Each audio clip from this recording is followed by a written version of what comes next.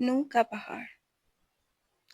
मैं और अली राह आने ईरान यानी ईरान रेलवे की रात की गाड़ी से तबरेज़ रवाना हो रहे थे।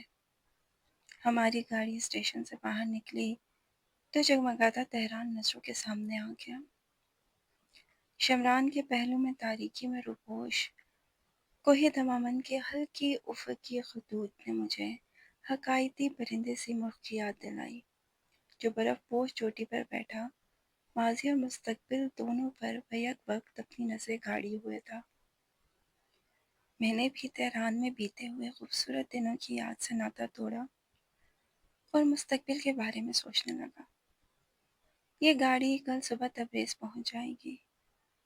वहाँ से हम बस के ज़रिए चंद घंटों में ईरान की सरहदी चौकी बज़रगान तक चले जाएंगे।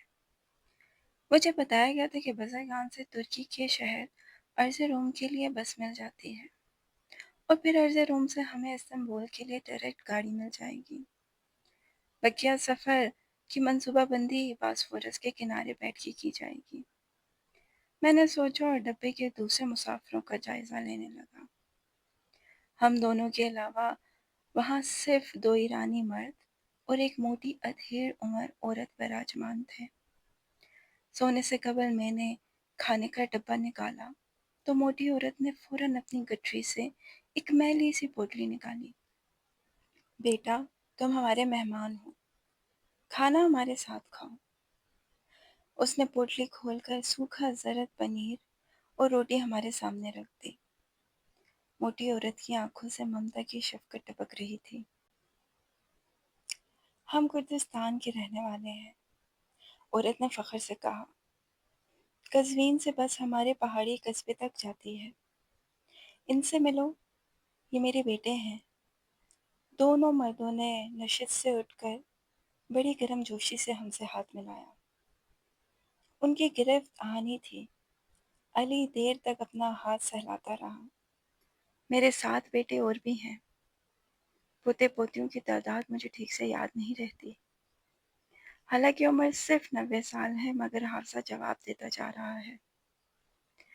मैंने हैरत से उसके दमकते हुए सुर्ख सफ़ेद चेहरे की तरफ देखा, जो झुर्रियों से पाक था। पनीर बेहद लजीज है, अली ने चिटखारे लेते हुए कहा। होना भी चाहिए, औरत ने खुश दिली से कहा। मैंने खुद अपने हाथों से 5 साल कबल बनाया था। यानी ये पनीर 5 साल पुराना है? अली ने मुंह खोल कर कहा। हाँ, हमारे यहाँ पनीर जितना पुराना हो, इतनी ही रग़बत से खाया जाता है। अहम। अली ने बामुश्किल अपना लुक़मा निगला और खाने से हाथ खींच लिया। तुम्हें कुर्द कौम की जद्दोजहद आज़ादी का तो इल्म होगा, मोटी औरत का बेटा मुझसे कह रहा था। हम सलाउद्दीन अय्यूबी जैसे सपूतों को जन्म देने वाली सरजमीन के बेटे हैं। अगरचा हमारा मुल्क ईरान, इराक और तुर्की की सरहदों पर बिखरा पड़ा है, लेकिन हम मुस्तफ़ा बरज़ानी की क़यादत में अपनी मुंतशर शुदा कौम को एक ही परचम तले जमा करने की भरपूर जद्दोजहद में मसरूफ़ हैं।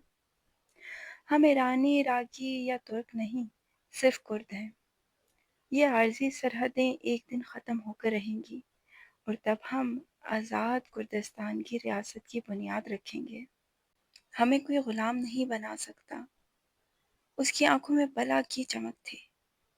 क्या तुम हमारी आज़ादी का निशान रिवायती कुर्द पगड़ी देखना पसंद करोगे? छोटा भाई, जो अब तक खामोशी से हमारी बातें सुन रहा था, मुझसे मुखातिब हुआ।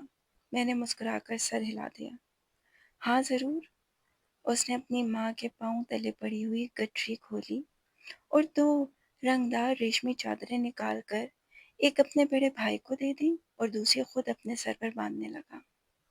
दोनों भाई जब पगड़ियाँ बांध चुके तो नशिस्त से उठकर हमारे सामने आखूं खड़े हो गए। वो बेहद वजी और झर्री लग रहे थे। उनकी पगड़ियों की झालरें डब्बे की छत को छू रही थीं। ईरानी रेलवे के डब्बे दराज कद कुर्दों के लिए बेहद तंग हैं। मैंने हंसकर कहा, सरजमीन ईरान की तरह। बड़े भाई ने संजीदगी से कहा, ईरानी इतने बुरे नहीं। मोटी औरत جو اب تک بڑے فخر سے اپنے جوان بیٹوں کو دیکھ رہی تھی، کہنے لگی، سارا قصور تو عراقیوں کا ہے، اس کا خمیازہ بھی تو انہیں بھگتنا پڑ رہا ہے۔ بڑے بھائی نے مسکرا کر کہا، اور پھر تینوں ماں بیٹوں نے ہنسنا شروع کر دیا۔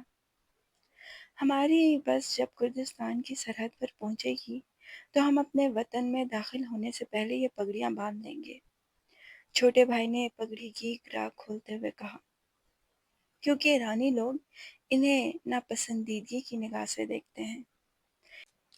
ایرانی کون ہوتے ہیں انہیں ناپسند کرنے والے؟ بڑے بھائی نے گرج کر کہا، آج ہم نے اپنے پاکستانی بھائیوں کے لیے پگڑیاں باندھی ہیں، اب یہ نہیں اتریں گی۔ چھوٹے بھائی کے چہرے پہ مسرت کی لہر دوڑ گئی اور اس نے فوراً گراں مضبوطی سے باندھ دی۔ ماں نے سر ہلا کر بیٹے کے فیصلے کی تائید کی۔ موٹی عورت نے ہم سے بے شمار سوال پوچھے، کتنے بہن بھائی ہو؟ دیہات میں لوگ کھیتی باڑی کس طرح کرتے ہیں؟ مسجدوں کی مینار کیسے ہوتے ہیں؟ پنیر بنانے کا رواج کیوں نہیں؟ قزوین قریب آیا تو کہنے لگی، تم میرے بیٹے جیسے ہو، ہمارے ساتھ گاؤں چلو اور چند روز اپنے کرد خاندان میں بھی گزارو۔ میں بھی آپ کو ماں ہی سمجھتا ہوں۔ اس کے خلوص اور پیار سے متاثر ہو کر میں نے جواب دیا، لیکن بیٹے ہمیشہ تو ماؤں کے ساتھ نہیں رہ سکتے، آج ہمیں اجازت دے دیں، میں کبھی نہ کبھی آپ سے ملنے ضرور آؤں گا، شاید اس وقت تک کردستان آزاد ہو چکا ہوگا۔ قزوین آیا تو ماں نے میرا ماتھا چوما، سلامتی کی دعا دی، بھائیوں نے گلے لگا کر خدا حافظ کہا اور پھر تینوں رات کی تاریکی میں گم ہو گئے۔ دوسری صبح ہم تبریز پہنچ گئے، جو صوبہ آذربائیجان کا صدر مقام ہونے کے علاوہ تہران کے بعد ایران کا سب سے بڑا شہر ہے۔ کوہ ساحل سے نکلتی ہوئی ندیاں جنوبی وادیوں کو سیراب کرتی ہیں، جہاں زمین بے حد زرخیز ہے۔ مشرق کے اکثر شہروں کی مانند تبریز کا حال اس شہر کے شاندار ماضی سے کوئی مناسبت نہیں رکھتا۔ اکثر تاریخی عمارتیں قدرتی آفات اور زمانے کی تباہ کاریوں کا شکار ہو چکی ہیں۔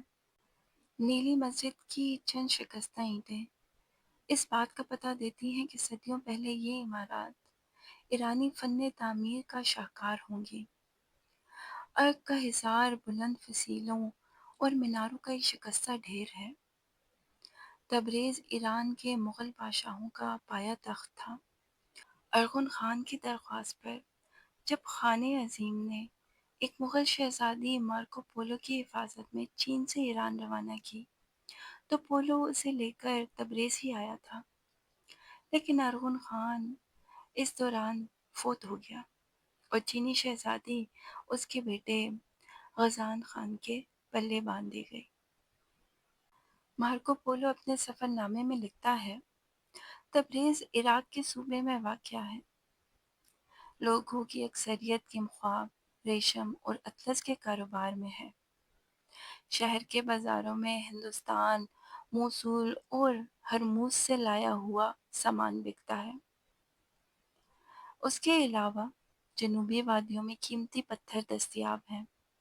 تمام شہر باغات سے ڈھکا ہوا ہے۔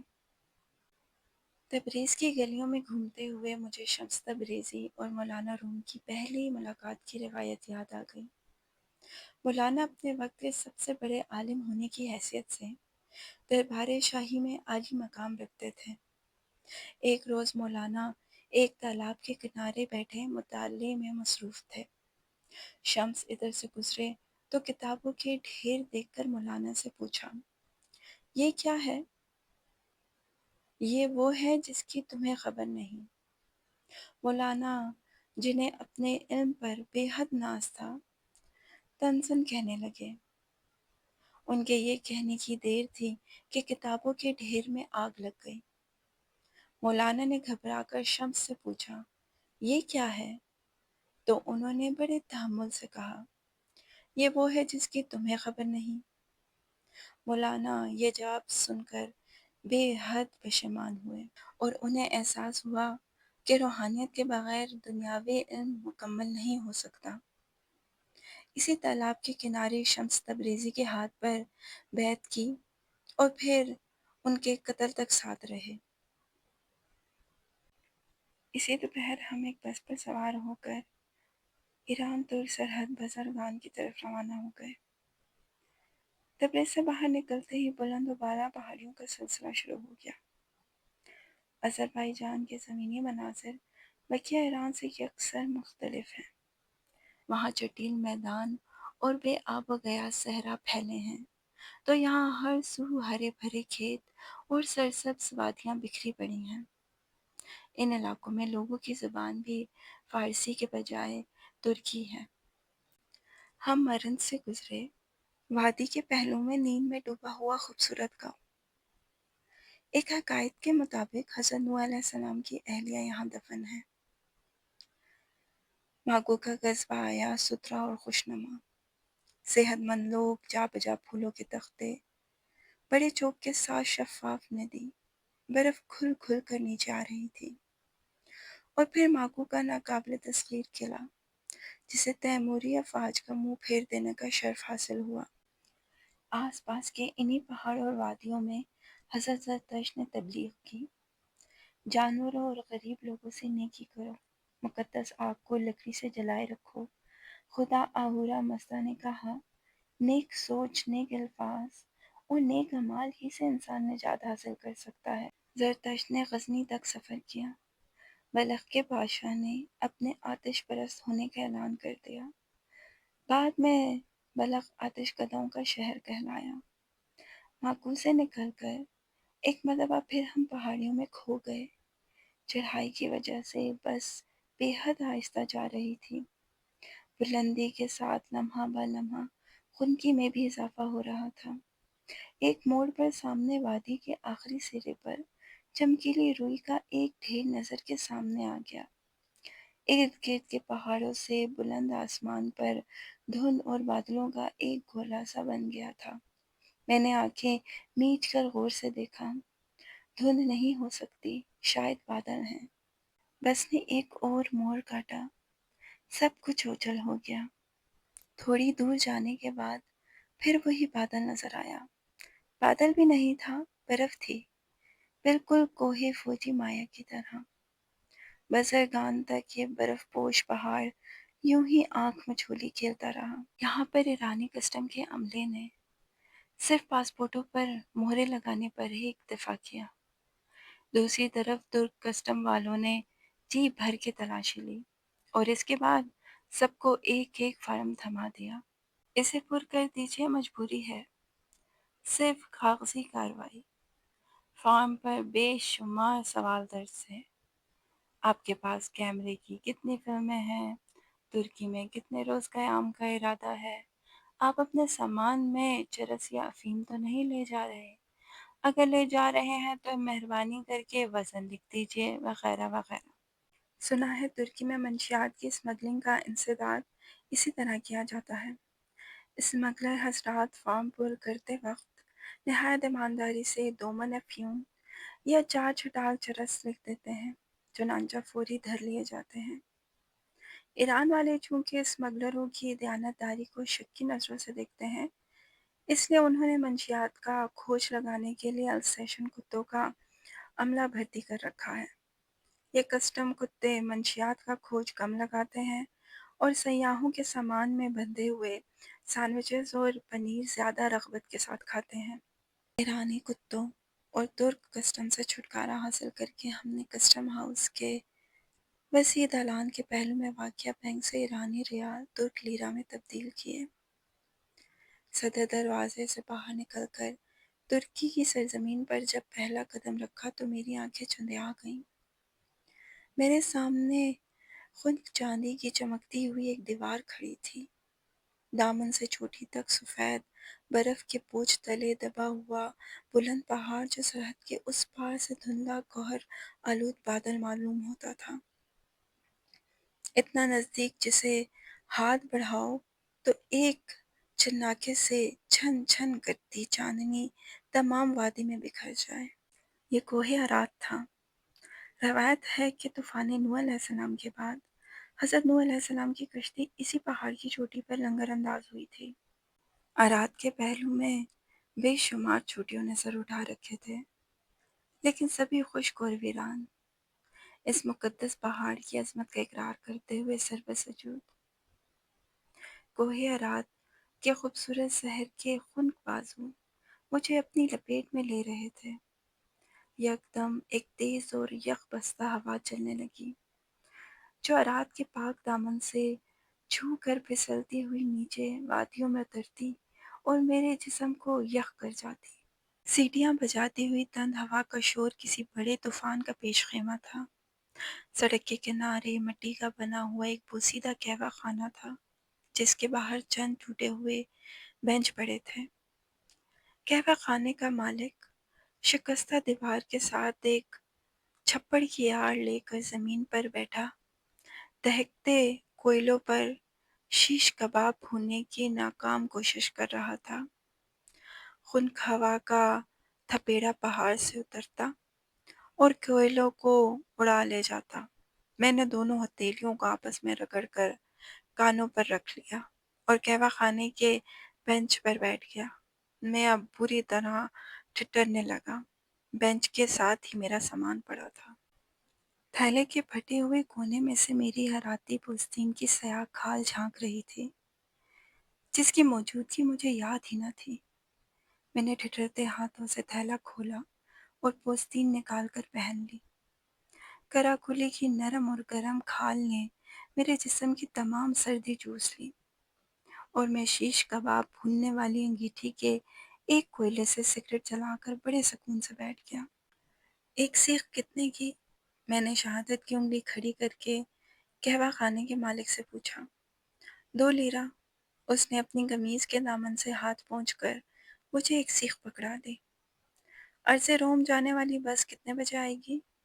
میں نے گوشت کا ایک ٹکڑا سیخ سے اتار کر جلدی سے منہ میں رکھ لیا۔ بے حد گرم تھا۔ وہاں تو صرف دن میں ایک بس جاتی ہے اور وہ آج صبح صبح ہی چلی گئی تھی۔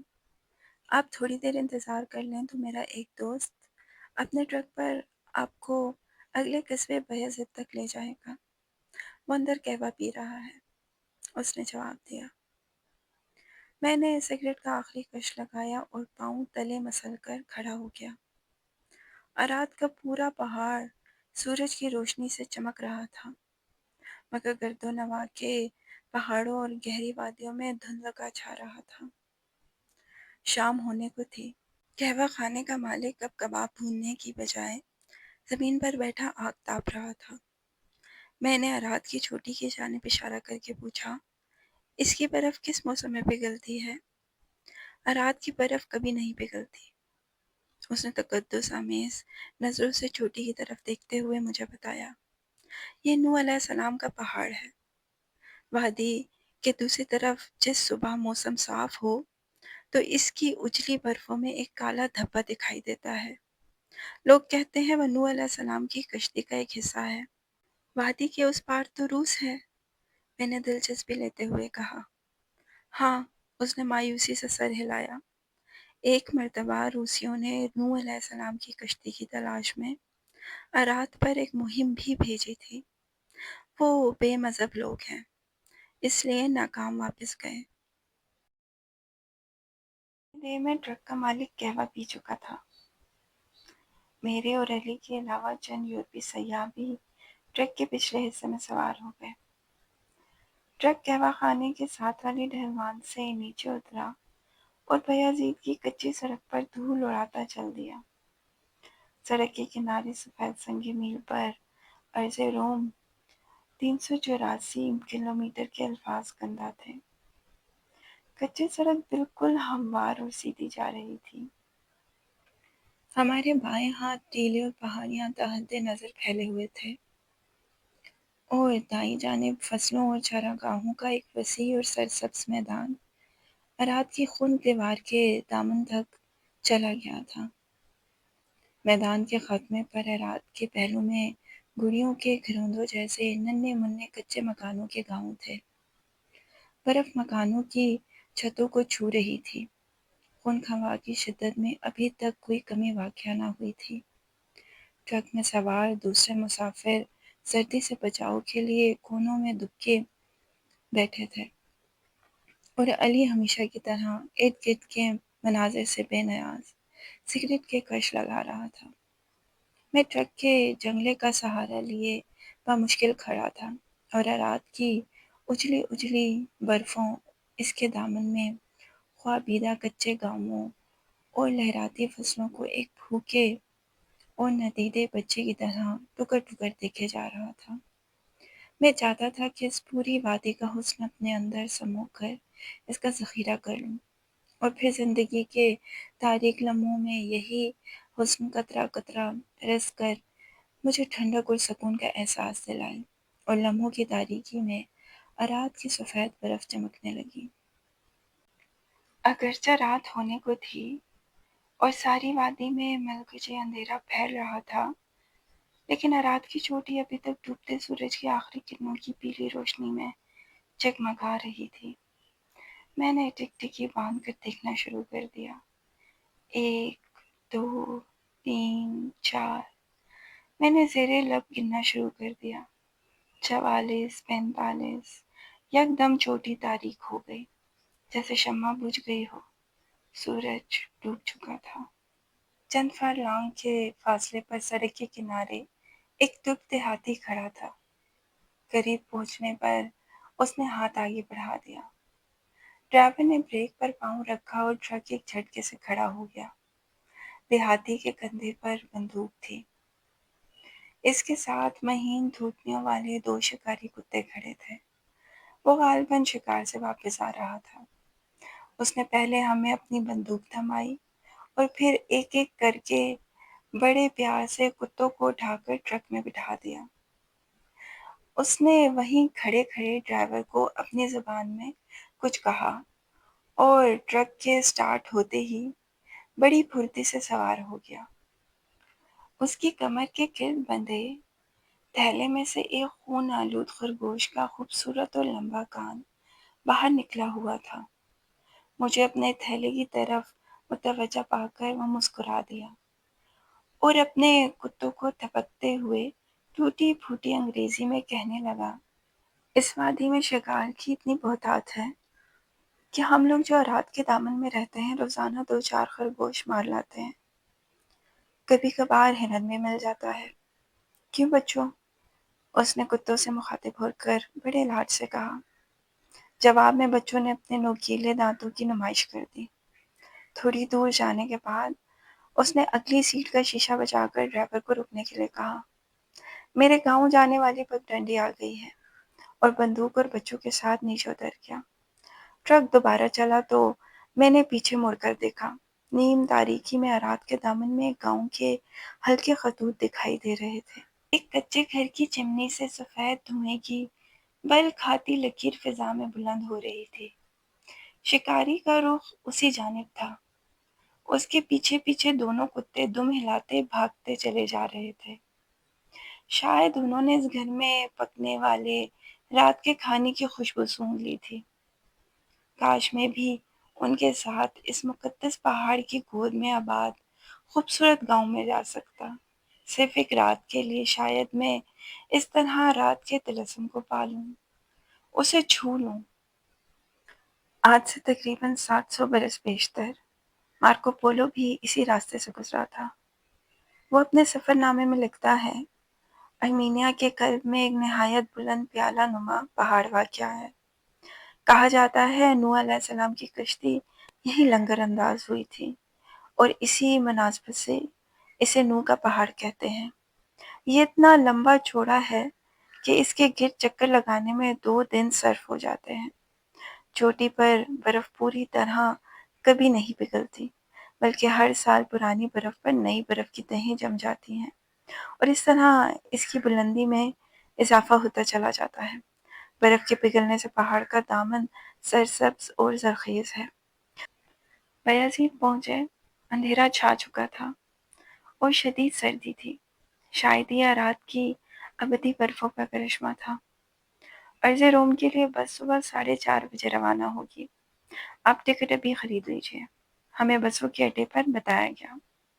شب بسری کے لیے ہوٹل کی تلاش کے مرحلے سے پہلے ہم نے کھانا کھانے کا فیصلہ کیا۔ بایزید قلعے کے پہلو میں ایک گندا سا قہوہ خانہ نظر آیا۔ मैंने गहरा आलू शीशों को हथेली से पोंछा और अंदर झाँका। खूब उधम मचा हुआ था।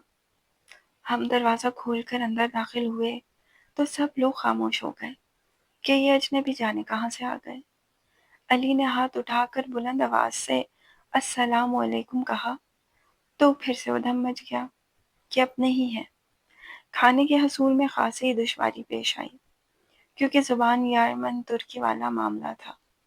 चुनांचा मालिक हमें बावर्ची खाने में ले गया जहाँ उसकी निहायत खुश शक्ल मगर कदरे फरबा बेटियां ग्राहकों के लिए खाना पकाने में मसरूफ थीं।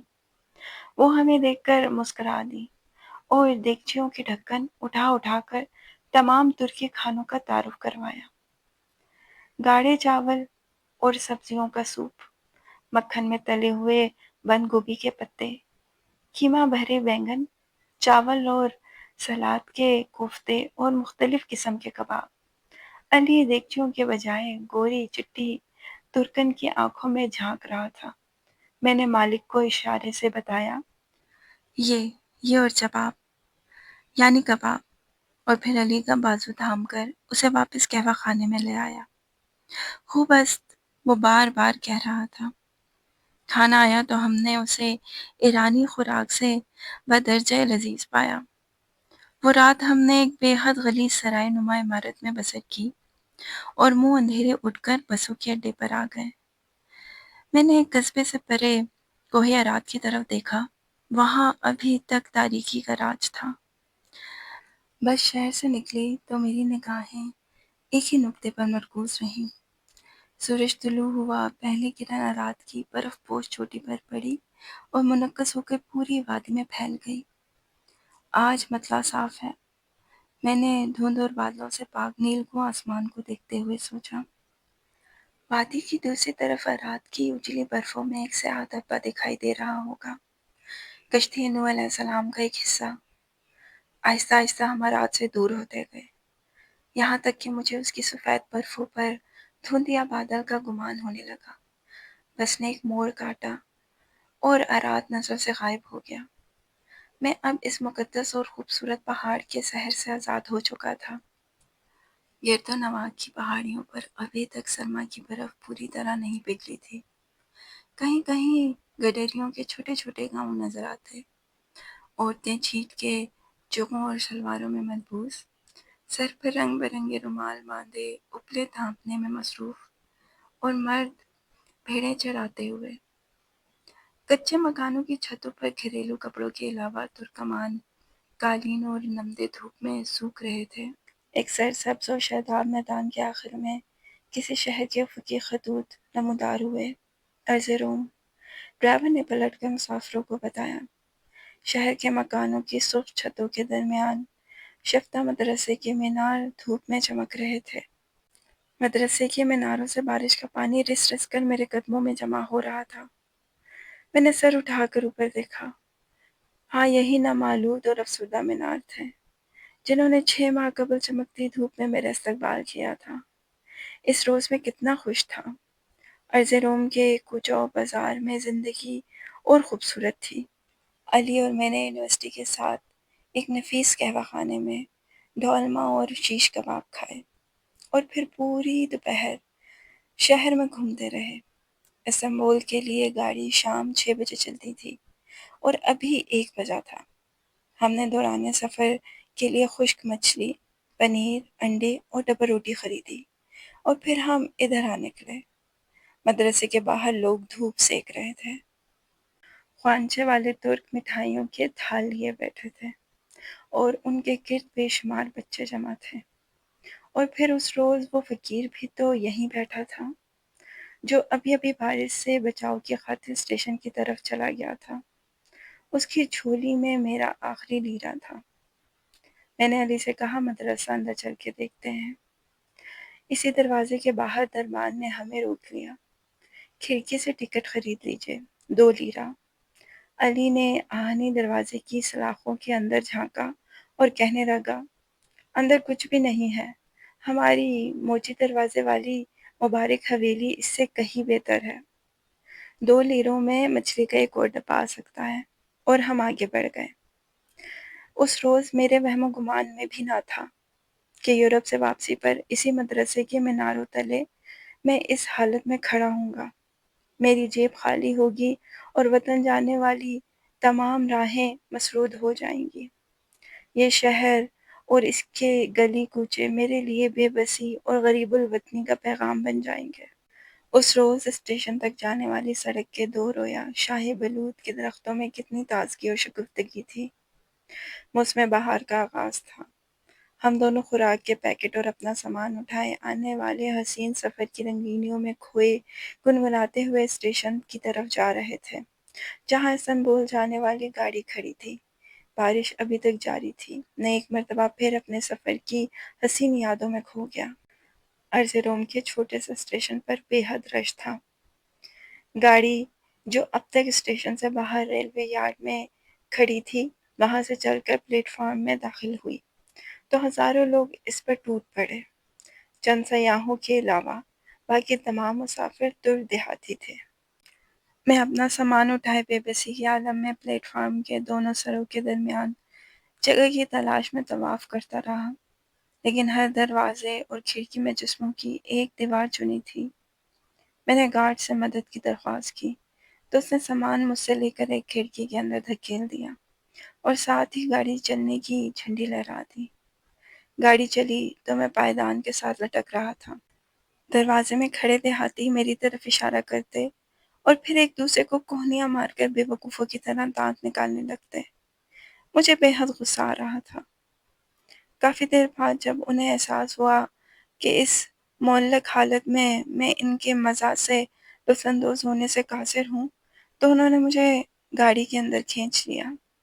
سامان کی تلاش ہوئی تو وہ ڈبوں کے ساتھ لمبے راستے میں پڑا ملا۔ مجھے علی کے بارے میں کچھ معلوم نہ تھا کہ آیا وہ گاڑی پر موجود بھی ہے یا نہیں۔ بہرحال میں سامان کی تھیلی پر بیٹھ کر سوچنے لگا کہ استنبول تک 2 راتوں اور 1 دن کا سفر کیسے کٹے گا۔